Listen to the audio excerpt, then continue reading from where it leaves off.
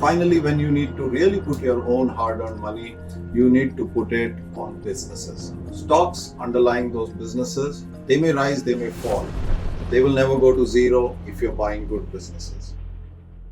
Stock prices always more volatile than the businesses which are underlying those stocks. Because stock markets are psychological, like people. Businesses, on the other hand, are more solid. They are built on strong fundamentals, especially if you buy good businesses, they have strategic and long-term strengths. But markets are emotional, as Rakesh Jhunjhunwala famously said about women and markets. Markets are volatile, mysterious, and they are commanding, like women.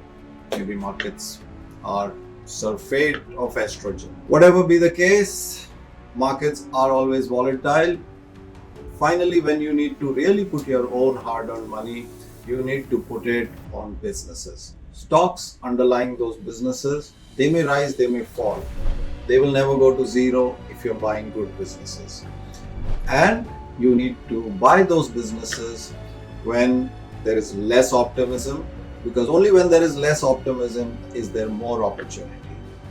Even Rakesh ji's major wealth, as he himself admitted, was made when he was bullish in the 3 or 4 crashes which he has specifically mentioned.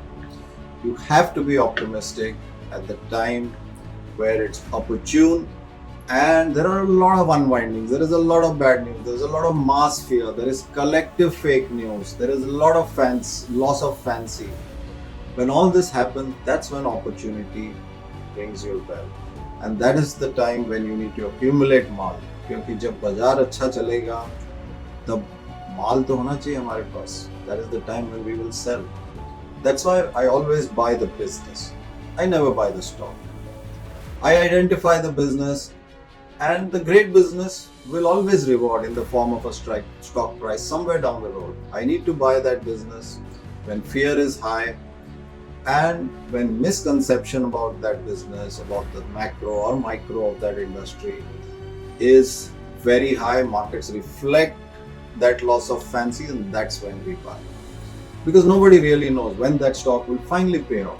Nobody knows about markets. They will tell us. We can't tell them anything. So we people who operate in the market, we believe that nobody knows for sure. A lot of people, they take out big ads to say that ye sahi hai, wo sahi hai. But nobody knows for sure, unless of course you're a politician. They say they know things for sure, or at least they claim to.